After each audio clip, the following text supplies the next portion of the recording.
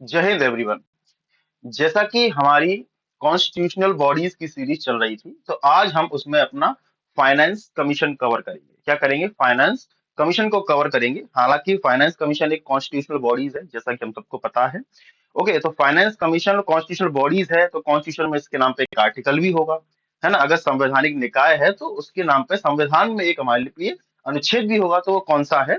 तो हमको ये याद रखना है, वो है आर्टिकल 280। ये 280 जो आर्टिकल है, वही हमें किस चीज के बारे में बताता है? वही हमें बताता है अपने फाइनेंस कमीशन के बारे में। अच्छा, क्या क्या पढ़ेंगे हम इसके अंदर? तो हम समझेंगे इसको, पूरी तरीके से समझेंगे, एक कॉम्प्रहेंसिव कवरेज इसका देखेंगे। क्या क्या प्रोविजन है, फंक्शंस है इसके अंदर, क्या हिस्टोरिकल बैकग्राउंड क्या था इसका, ठीक है, आर्टिकल क्या कहता है, 280 क्या कहता है, 281 क्या कहता है। तो वो सारी चीजें हम इसके अंदर कवर करते हुए चलेंगे। तो हम स्टार्ट करते हैं अपना फाइनेंस कमीशन। चलिए, तो फाइनेंस कमीशन में आर्टिकल 280 आता है। 280 बात करता है, ये एक क्वासियल जुडिशियल बॉडी है। क्वासी जुडिशियल बॉडी का मतलब होता है, ये एक अर्ध न्यायिक बॉडी है। मतलब ये किसी को भी समन भेज सकती है, किसी को भी बुला सकती है, थोड़ा बहुत दंड का प्रावधान ये भी कर सकती है। मतलब थोड़ी बहुत इसके पास भी जुडिशियल पावर होती है, इसीलिए इसको क्वासी जुडिशियल कहा गया है। और ये आर्टिकल 280 के अंतर्गत आता है, तो ये भी याद रखना है। दूसरा अपना प्रोविजन क्या कहता है इसका, कि भाई जब भी सरकार बनकर आती है, या कह सकते हैं जब भी हाँ, ये बात भी है कि बनाता कौन है इसको? प्रेसिडेंट के द्वारा इसको तैयार किया जाता है। मतलब प्रेसिडेंट ही हर 5 साल में एक बार फाइनेंस कमीशन का गठन करते हैं, या फिर कह सकते हैं जब नई सरकार बनकर आती है तो वो अपने हिसाब से गठन करवा लेती है। तो याद रखना है, लेकिन करता कौन है? क्योंकि एक संवैधानिक निकाय है, ये एक संवैधानिक बॉडी है ये। तो याद रखना है, प्रेसिडेंट ही करते हैं। जितनी भी संवैधानिक बॉडी है उन सबका हमारे प्रेसिडेंट ही करते हैं, तो हमें ये भी याद रखना है। चलिए, नेक्स्ट देखते हैं। अच्छा, अभी तक कितने कौन से अपने फाइनेंशियल कमीशन बन चुके हैं? तो याद रखना है हमको, अभी तक 15 फाइनेंस कमीशन बन चुके हैं। मैं इसका आगे आपको नाम भी बताऊंगा, कौन कौन से बने हैं, कौन से नहीं बने हैं। ठीक है, तो हमें ये भी याद रखना है कि कौन से बन गए हैं, कौन से नहीं बने हैं। ये भी मैं आपको बताऊंगा आगे, क्योंकि मैंने एक प्रेफरेंस अभी टेबल एक लगा रखी है। तो उस टेबल में हम देखेंगे कि सारे जितने भी बने हैं उन सबके नाम देखेंगे, कौन कौन इसमें रहा था। सारे उन 15 के 15 को देखेंगे। नेक्स्ट चलते हैं, इसके हम स्ट्रक्चर की बात करेंगे कि भैया क्या क्या स्ट्रक्चर है इसका। देखिए, इसके अंदर एक चेयरमैन होते हैं, ये सबको पता होना चाहिए कि एक चेयरमैन होते हैं, और उनसे नीचे हमारे 4 अन्य मेंबर भी होते हैं। अच्छा, उनकी क्वालिफिकेशंस क्या है, क्या क्या बनाए जाते हैं, बताऊंगा मैं आगे चल के। ठीक है, तो हमारे फाइनेंस कमीशन के एक चेयरमैन होते हैं, जो कि प्रेसिडेंट के द्वारा अपॉइंट किए जाते हैं। ये क्वेश्चन अक्सर पूछा जाता है कि फाइनेंस कमीशन के जो चेयरमैन होते हैं वो किनके द्वारा अपॉइंट किया जाता है। तो हमको ये भी याद रखना है कि अगर कॉन्स्टिट्यूशनल पोस्ट जितनी भी होती हैं उन सबको अपॉइंट करने का काम प्रेसिडेंट ही करते हैं। ठीक है, और याद रखना है, ये प्रेसिडेंट के कह सकते हैं प्लेजर पर अपना पद धारण करते हैं, उनको रीअपॉइंट भी किया जा सकता है। तो इनको ये भी याद रखना है। दूसरा है कि ये जो इसके 4 मेंबर्स होते हैं, ठीक है, इनको कैसे अपॉइंट किया जाता है वो मैं आगे बताऊंगा। लेकिन जो भी इनके मैनर्स होते हैं, इनकी क्वालिफिकेशंस होती है, वो कौन तय करता है? वो हमारी पार्लियामेंट तय करती है। ठीक है, पार्लियामेंट ही ये बताती है कि इस आदमी को या फिर इन लोगों को हमें मेंबर बनाना चाहिए और इनको नहीं मेंबर बनाना चाहिए। तो ये सारी चीजें कौन तय करता है? ये सारी चीजें हमारे पार्लियामेंट तय करती है। इनकी क्वालिफिकेशंस, इनके मैनर्स, ये सारी चीजें पार्लियामेंट तय करती है। चलिए, अब इनके जो क्वालिफिकेशन क्या है, कैसे ये तैयार होते हैं, ठीक है, और ये किस तरीके से चुनकर आते हैं, आप कहते हैं कैसे अपॉइंट किया जाता है, वो चीज याद रखते हैं। तो पहली बात तो चेयरमैन की बात करें, तो चेयरमैन तो भैया हमको सबको पता होना चाहिए कि चेयरमैन वही आदमी बन सकता है जिसके पास पब्लिक अफेयर्स में बहुत अच्छा एक्सपीरियंस हो, है ना। पब्लिक अफेयर्स के अंदर जिसके पास बहुत अच्छा एक्सपीरियंस हो, वही आदमी क्या बन सकता है? वही आदमी अपना चेयरमैन बन सकता है। ऐसी कुछ डिमांड्स रखी गई हैं। ओके, नेक्स्ट देखते हैं, और अदर मेंबर्स का देखते हैं। चलिए, तो नेक्स्ट अदर मेंबर्स का क्या है? तो पहली बात तो वो किसी भी हाई कोर्ट का जज होना चाहिए। क्या होना चाहिए? मतलब किसी भी हाई कोर्ट का जज होना चाहिए। जज बनने लायक कोई आदमी होना चाहिए, वो उसकी क्वालिफिकेशंस है। दूसरी क्वालिफिकेशन क्या है उसकी? कि दूसरी क्वालिफिकेशन है कि वो सरकार के अंदर किसी भी फाइनेंशियल या फिर कह सकते हैं अकाउंट की नॉलेज रखता हो, मतलब सरकार के अंदर काम करता हो, सीधे सीधे ये कहने का मतलब है। ठीक है, और तीसरी इसकी जो कह सकते हैं क्वालिफिकेशन है, तो वो सरकार के अंदर, जब सरकार नहीं तो वो थोड़ा बहुत फाइनेंशियल और एडमिनिस्ट्रेटिव दोनों तरीके की नॉलेज रखता हो। क्योंकि फाइनेंशियल और एडमिनिस्ट्रेटिव नॉलेज उसके पास होनी चाहिए। मतलब दूसरी क्वालिफिकेशन अलग है, पहली अलग है। पहली फाइनेंस, और कहने का मतलब फाइनेंस और अकाउंट्स दोनों की नॉलेज सरकार के अंदर होना चाहिए। लेकिन तीसरी है वो कहीं से भी होनी चाहिए, प्राइवेट सेक्टर का भी आदमी होना चाहिए, चल जाएगा। तो फाइनेंस एंड एडमिनिस्ट्रेशन इसकी भी होती है। चौथा है कि कोई आदमी इकोनॉमिक्स के अंदर बहुत अच्छी नॉलेज रखता हो, क्योंकि फाइनेंस कमीशन है ना, पैसे की बात हो रही है। तो पैसे की बात जो हो रही है, तो पैसे की बात किस लिए हो रही है? तो इसलिए पैसे के ही रिलेटेड सारी चीजें रखी जाती हैं। तो ये सारी चीज के अंदर क्वालिफिकेशन रहती हैं। बाकी चार मेंबर्स की जो क्वालिफिकेशन हैं वो हमें ये देखने को मिलती है कि इकोनॉमिक्स में एक अच्छा ज्यादा ज्ञाता होना चाहिए। बस सीधी सीधी बात ये है। ठीक है, अब इसके कुछ और प्रोविजंस हैं, उनको भी देख लेते हैं कि फाइनेंस कमीशन का काम क्या रहता है। मतलब इसकी रिकमेंडेशंस मान्य होती भी है या नहीं होती है ना? क्या क्या रिकमेंडेशंस है, क्या क्या एडवाइजरी बॉडी जैसे ये, तो क्या क्या एडवाइस देने का काम करती है ना? क्या क्या फंड कहाँ से आता है, कैसे बात करती है, सारी चीजें हैं। जैसे कि जो टैक्स होता है, तो टैक्स जो है वो सेंटर और स्टेट दोनों के बीच में क्या है, इक्वल डिस्ट्रीब्यूट हो, इस चीज को ध्यान में रखते हुए फाइनेंस कमीशन बनाया जाता है। और वही सारी, ये फाइनेंस कमीशन सारी चीजों को देखता है। तो इस चीज का भी ध्यान रखते हैं। दूसरा क्या है? दूसरा है कि भाई कोई राज्य है, उसको कुछ एड दिया जा रहा है। एड मतलब कि उसको कुछ आपातकाल में, या कह सकते हैं कि सरकार के द्वारा, सेंट्रल गवर्नमेंट के द्वारा स्टेट गवर्नमेंट को कोई सहायता अनुदान दिया जा रहा है। कहाँ से? कंसोलिडेटेड फंड ऑफ इंडिया से दिया जाता है। कोई भी ग्रांट दिया जाता है तो कंसोलिडेटेड फंड ऑफ इंडिया से दिया जाता है। तो उसमें जो यहाँ से लेकर यहाँ तक की प्रोसेस है, ये सारी प्रोसेस प्रेसिडेंट को बतानी होती है। किसको बतानी होती है? प्रेसिडेंट मांग सकता है, पूछ सकता है, ठीक है भैया मुझे बताइए कि क्या क्या सिफारिश, मतलब क्या क्या हो रहा है, फिर सारी चीजें मुझे बता के चलिए। तो ये सारी चीजें प्रेसिडेंट को बतानी होती हैं। तो ये भी क्या है अपनी, ये भी इसके अंदर आते हैं। ओके, नेक्स्ट देखते हैं। नेक्स्ट क्या है इसका? चलिए, नेक्स्ट है कि और क्या क्या कर सकता है प्रेसिडेंट। प्रेसिडेंट ये भी सिफारिश, मतलब ये भी उससे पूछा जा सकता है, कि ये भी पूछ सकता है फाइनेंस कमीशन से कि जो म्युनिसिपैलिटीज और पंचायत के लिए राज्य ने जो पैसा निकाला है, तो वो पैसा कितना है, कहाँ है, कैसे कैसे लगा है, तो वो सारी चीजें भी, हालांकि मतलब नहीं होता है लेकिन वो पूछ सकता है। ओके,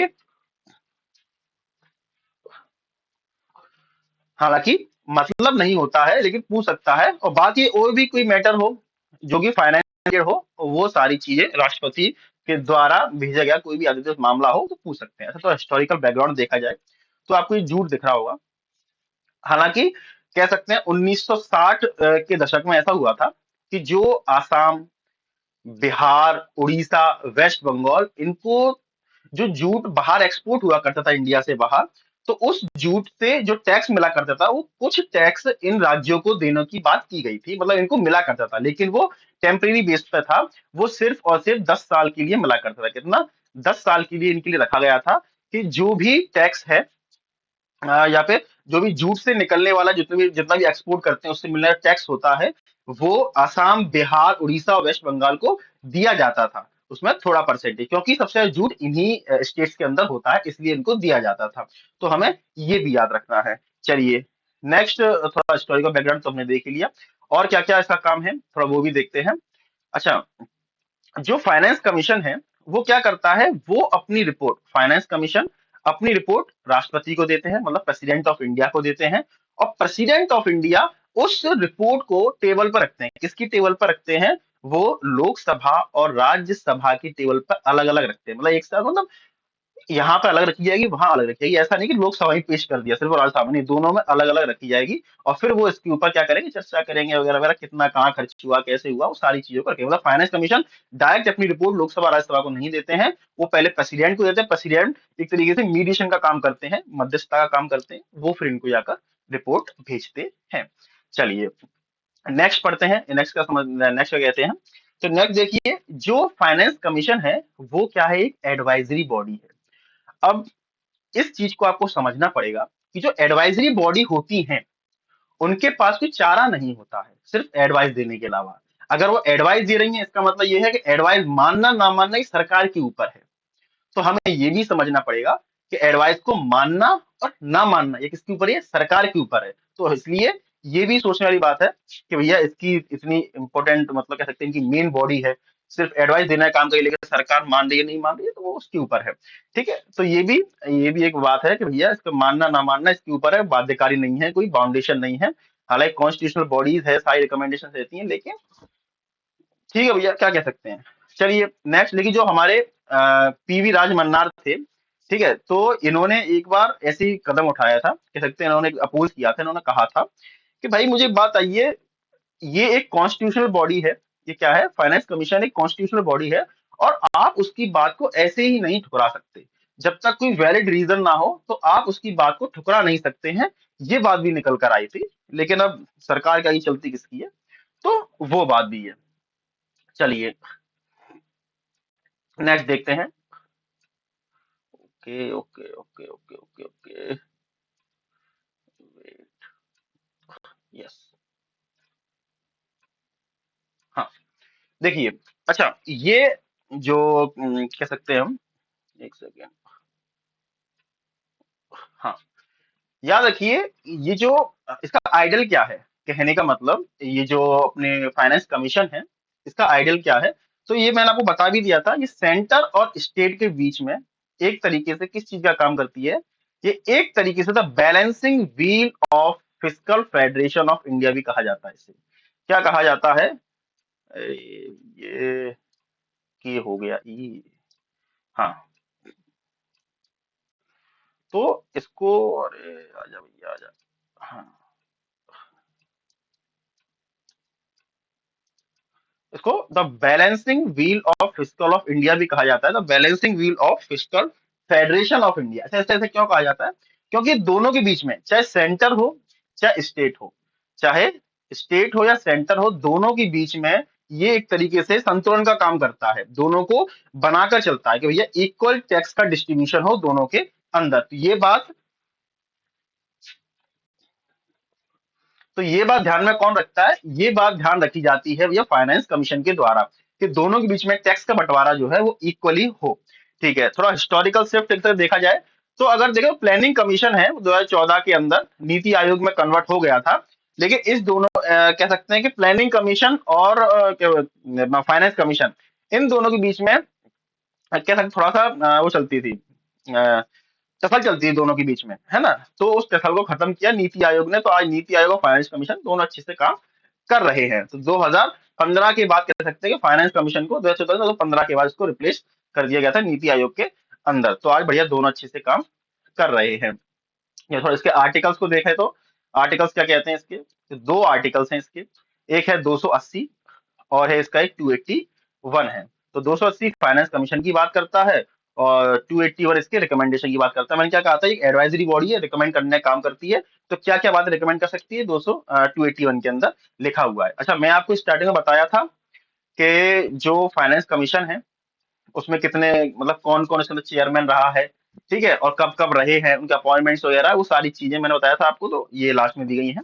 तो याद रखना, जो पहले हमारे ये चेयरमैन थे केसी नियोगी थे, 51 में बनाया गया था, 52 से 57 तक ये रहे थे। सेकंड थे के संथानम थे, 56 में बनाया गया था, ऐसे 50 से 57 62 तक रहे थे। अरे आज जी अटक जाती बीच में, है ना। ऐसे ए के चड्डा जी थे, वो 1962 से 1916 बनाया गया था, 62 से 66 तक रहे थे। ऐसे ही पीवी राजमन्नार, मैंने क्या बताया था, चौथे पीवी राजमन्नार जी थे, जो थे वो चौथे फाइनेंस कमीशन के अध्यक्ष रहे थे, और उन्होंने इस चीज को कहा था कि जब तक कोई वैलिड वैलिड रीजन ना हो तो उसकी एडवाइजरी जो कमिटी है या फिर एडवाइस जो है फाइनेंस कमीशन की, उसकी बात को काटा ना जाए। तो ये बात इसके अंदर रखी गई थी। पांचवी से अपने महावीर त्यागी जी थे, ठीक है, जो आगे चल के 1968 में इनको बनाया गया था, 69 से 74 तक ये रहे थे। ऐसे ही अपनी नेक्स्ट जो देखते हैं अपने, टोटल 15 बने थे, सिक्स है, सेवन्थ है, एट्थ है, नाइन्थ है एंड टेंथ है। तो अपने यहाँ से आते हैं अपने ब्रह्मानंद रेड्डी जो थे, ठीक है, सेवन्थ में जे एम सेलेट थे, वाई वी छावन थे, ऐसे एन के पी स्लेवे थे, के सी पंत थे। ऐसे ही आपको बस थोड़ा सा देख लेना है, क्योंकि ये, अच्छा मैं ये क्यों बता रहा हूँ, क्योंकि ये चीजें यूजीसी नेट में बहुत पूछी जाती हैं, इनको क्रम वाइज लगाइए, क्रोनोलॉजी के आधार पर लगाइए, तो वो सारी चीजें हैं। ऐसे ही ए एम खुसरो थे, अपने 11 थे। ऐसे सी रंगाराजन रहे थे, डॉक्टर विजय केलकर रहे थे, वाईवी रेड्डी रहे थे, एन के सिंह पंदवे रहे थे। चलिए नेक्स्ट देखते हैं। तो थोड़ा समरी दे दूं मैं, यहाँ हमारा टॉपिक खत्म होता है, लेकिन थोड़ा समरी दे दो फाइनेंस कमीशन के बारे में। तो फाइनेंस कमीशन मैंने आपको बताया था कैसे काम करता है, the balancing wheel of fiscal federation की तरह काम करता है। The balancing wheel of fiscal federation की तरह काम करता है, मतलब एक तरीके से आप ये डायग्राम दिख रहा होगा, 280 आर्टिकल का फाइनेंस कमीशन, जो कि स्टेट और सेंटर दोनों को साथ लेकर चलता है, दोनों के बीच में टैक्स का बंटवारा इक्वली हो सके, तो इस आधार पर लेकर चलता है। ऐसे ही ये क्वासी जुडिशियल बॉडी है, 5 मेंबर्स की बॉडी होती है, प्रेसिडेंट द्वारा अपॉइंट की जाती है। ओके, एंड फेयर डिस्ट्रीब्यूशन हो सारे टैक्सेस का एंड ग्रांट्स का, जितने भी स्टेट और सेंटर के बीच में है, तो वो सारी चीजें कौन देखता है, वो सारी चीजें हमारे फाइनेंस कमीशन देखता है। और ये कैसी है, एक एडवाइजरी रिकमेंडेटरी बॉडी है, मतलब एडवाइजरी बॉडी है, एडवाइस करने का काम करती है, ठीक है। ऐसा कुछ बाउंडेशन सरकार को मानना ना मानना ये इसके ऊपर रहता है, मतलब ये सरकार के ऊपर है कि इसकी बातों को मानना है या नहीं मानना है, तो एक एडवाइजरी बॉडी होती है। चलिए अब देखते हैं, तो ये हमारा लेक्चर आज यहाँ पर खत्म होता है। अगर आप यहाँ तक आए हैं तो भैया सब्सक्राइब कीजिए, लाइक कीजिए एंड शेयर जरूर कीजिए मेरे चैनल को। Thank you so much.